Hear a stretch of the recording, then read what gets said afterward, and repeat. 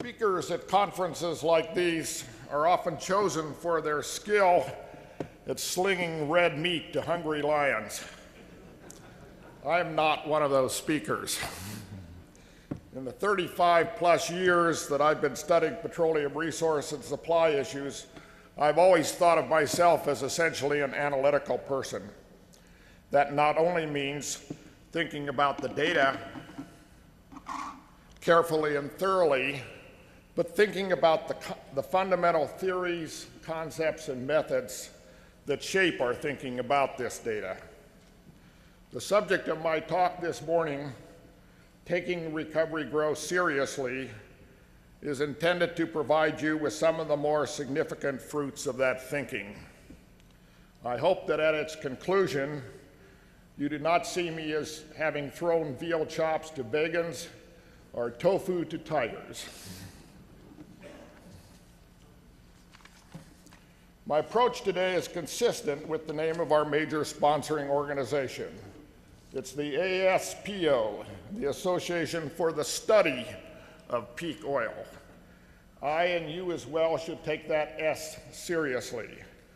It's not the AIPO, the Association for the Ideology of Peak Oil. It's not the APPO, the Association for Propagandizing about peak oil. It's not even the APDPO, the Association for the Propagation of the Doctrine of Peak Oil. Taking the S seriously means thinking seriously about the theories, concepts, and methods we use to analyze oil resources and supply. Last month, at the European ASPO in Cork, James Schlesinger, former US Secretary of Energy, former Director of the CIA, and former Secretary of Defense, in short, our national security establishment's establishmentarian, asserted that proponents of peak oil have won the debate. In other words, we are all peakists now. Being the analytical person that I am, though some may say that this really demonstrates my cheeky side, I can't help asking, but what type of peakist are we? In the current discussion, I've identified two types of peakist. The first and the most prominent, or at least the loudest, are the imminent peakists. They assert that the peak in world oil production will be reached between 2005 and 2015. I won't mention their prior predictions of an even earlier peak. At best, world oil production will remain at this level for a few years before beginning its irreversible decline. The second type, of whom I am currently one, are the delayed peakists. We see the peak being reached between 2020 and 2040, with a peak plateau lasting 15 to 30 years. One might well ask, what's the big deal?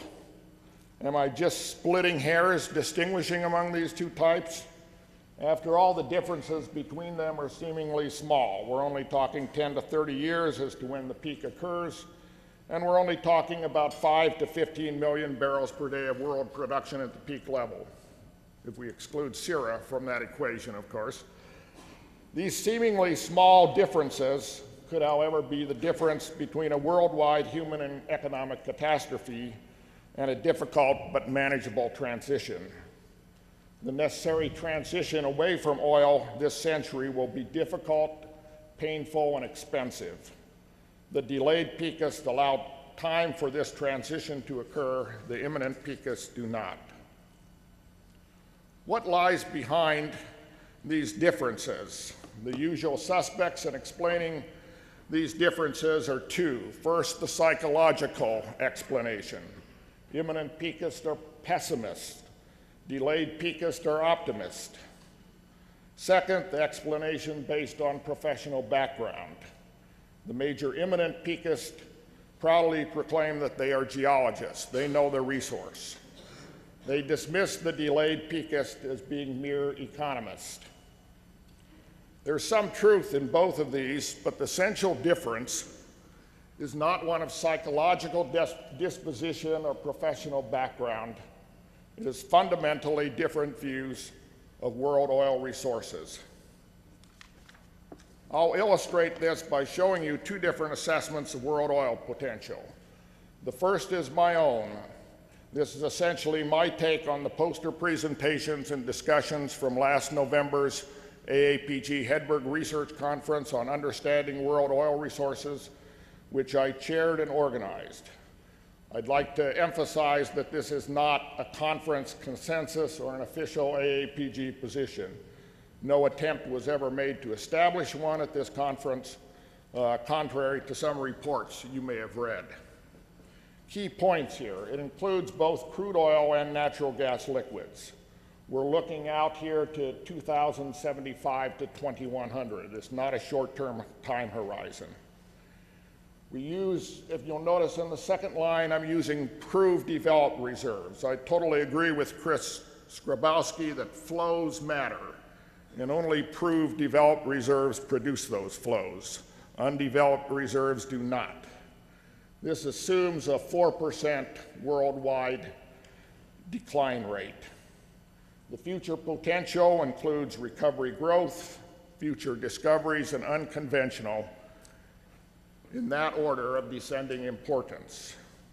The future discoveries shown here are essentially an augmented and modified USGS world assessment. I augment it by adding a few areas, mainly in the United States, which they did not include in their world assessment.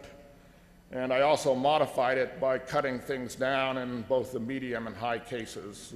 We know enough since that has been made to know that that's fairly unlikely. The unconventional is overwhelmingly extra heavy oil and tar sands. It includes very little oil shale, in fact, none at the low level. You can see the world totals here are approximately 3.4, 4.1, and 5 trillion barrels.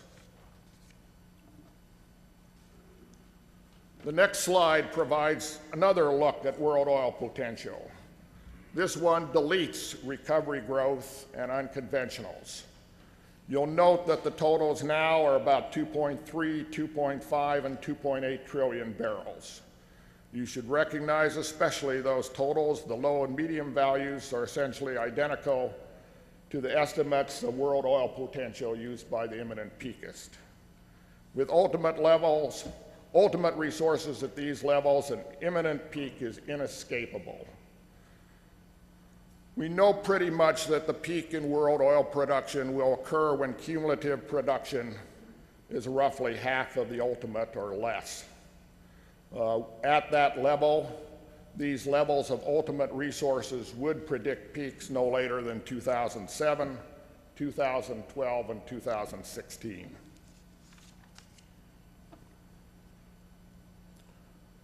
Why do we have these radical differences in world oil assessments?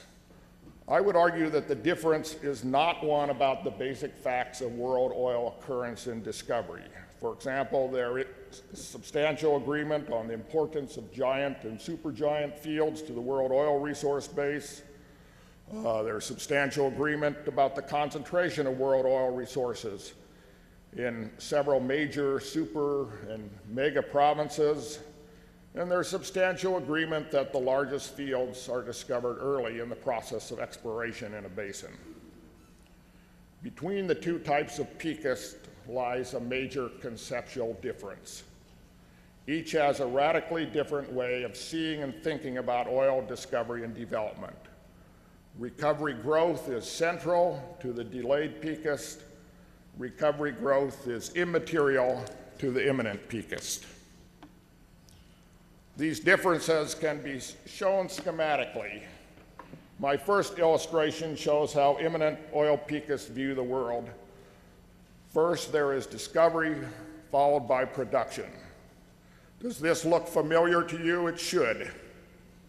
These are the two basic elements of the Hubbard model and its many derivatives. It also illustrates what I call explorationist arrogance. It's not a psychological flaw. It's essentially the idea that the only really important event in the history of an oil field is its discovery. Everything else, what engineers like Jeremy do, is just an incidental detail.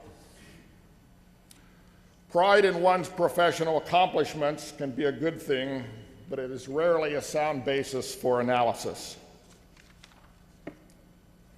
Delayed peakists view the world quite differently.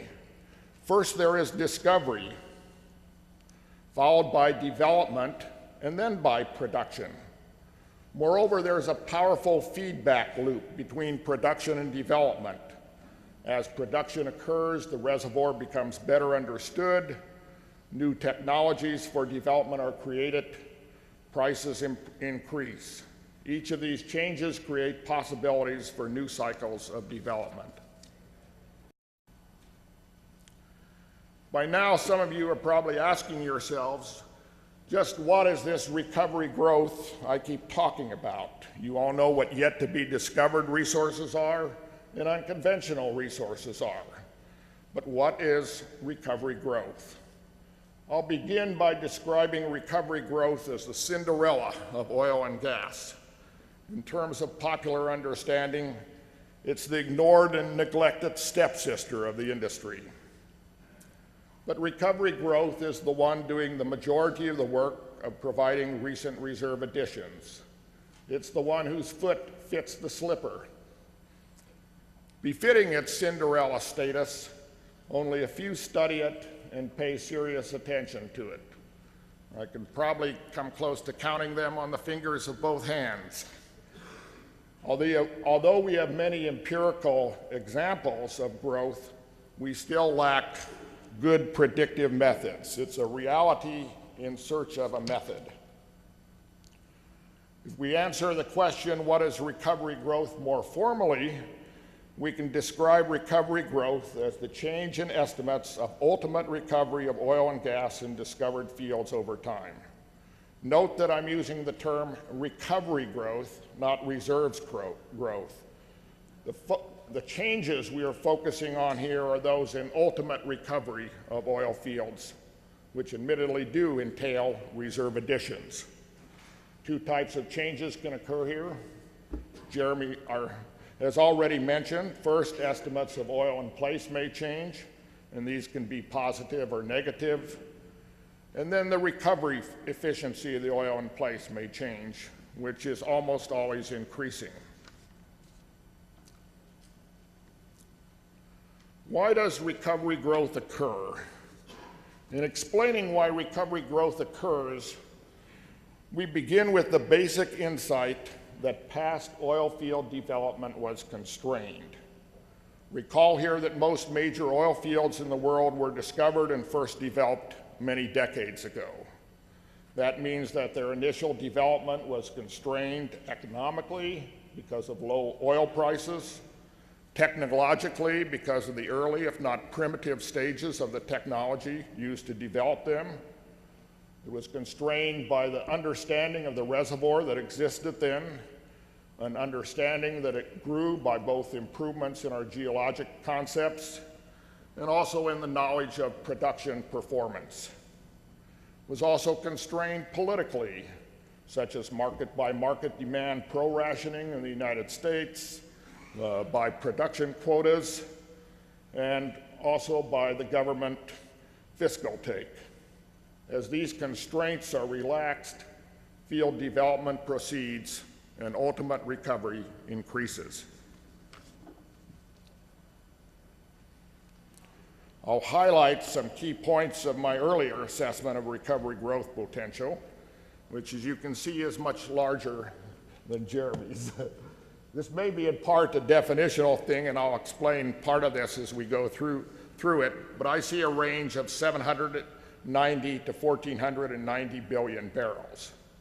This assumes that the worldwide ultimate crude oil recovery factor will reach 35 to 45% of the approximately 7 trillion barrels of known original place in the world, and we add NGLs to that. This is 45 to 50% of world oil potential beyond proved developed reserves.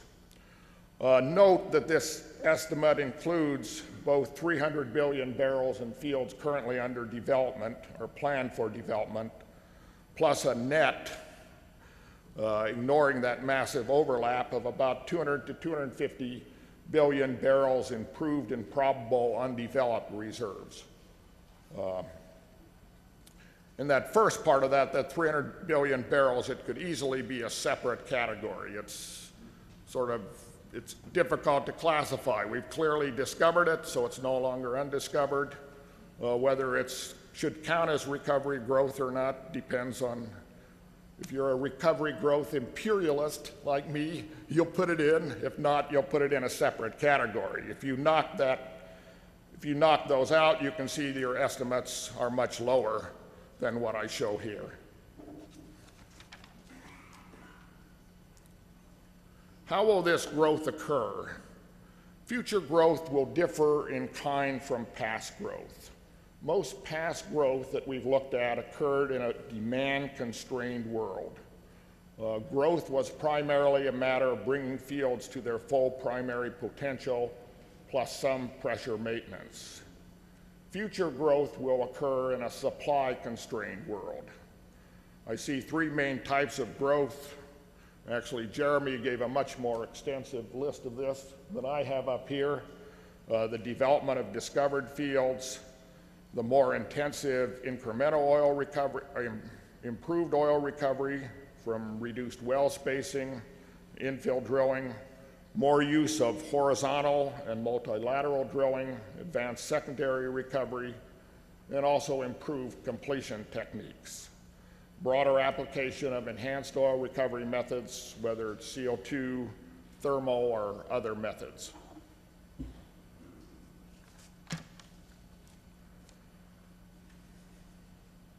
One factor often overlooked here is how the upstream disciplines have been transformed in the past 15 years to promote recovery growth.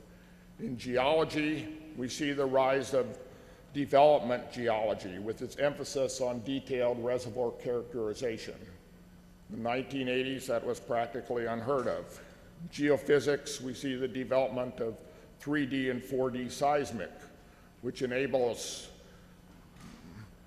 reservoir teams to actually see what is bypass pay in individual reservoirs. In petroleum engineering, we've seen the development of what's called integrated reservoir management. It's planning for the full life cycle of oil fields early in the stage of their development.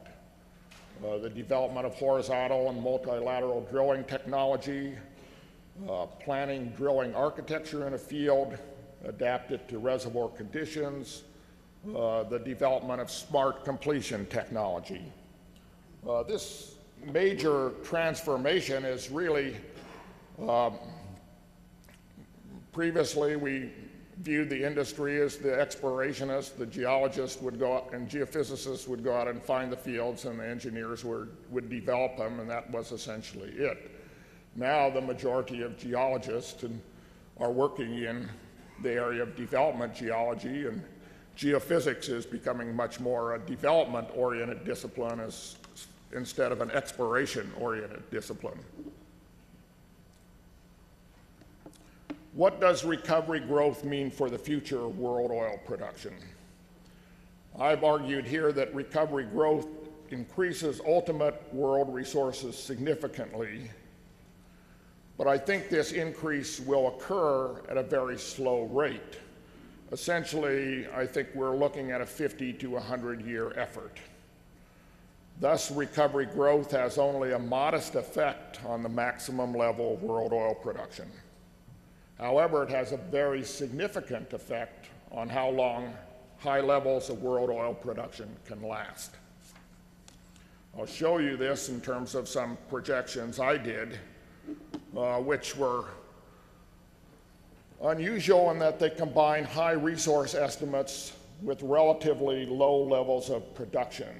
Given constraints on development, given delays, I only see world oil production maybe increasing at about 1% at best to 2015 and a 0.5% thereafter. If we only have low resources, it tops out at about 90 million barrels per day by 2020. We have the medium level resources, it can go up to maybe 95, 96 million barrels per day by 2030. With high resources, we might reach in the 98 to 100 million barrels per day by 2040. The difference that recovery growth and higher resources make is to really lengthen that plateau. The problem, and this, by the way, this is what I would call a technically and economically possible scenario of future world oil production. It does not include specifically what I would call major political factors. This somewhat complicated slide here shows how these work out, expressed in terms of both cumulative production, committed resources, which is cumulative production plus proved developed reserves, and ultimate resources. The key thing here is that any projections we do now, we have to begin with low levels of the resource estimates. Those are the only thing we think have of a good probability of being attained. As we go down the road, it's possible that we will see and perceive that higher resources can be possible. We can find more on the more optimistic side of what we think we might find. We can recover more in terms of what we think we might recover. And so I wish I had a pointer here, but it only goes up over time. And if we can't assume anything like a medium or high resource level for the next 15 to 20 years. And then our cumulative production and committed resources, as for each case, as they reach that constraint, they gradually approach that as an asymptote. When it does, committed resources approaches its asymptote of production, that is the end of reserve additions. And essentially, though there will continue to be production, it's roughly, other than a cleanup operation, it's essentially an end of a functioning oil industry worldwide.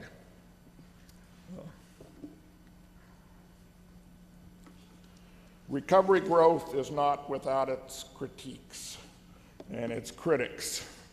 I'll briefly review what I think are the three most valid critiques made of recovery growth in the past several years. First one is it lacks a rigorous methodology and a validated predictive theory.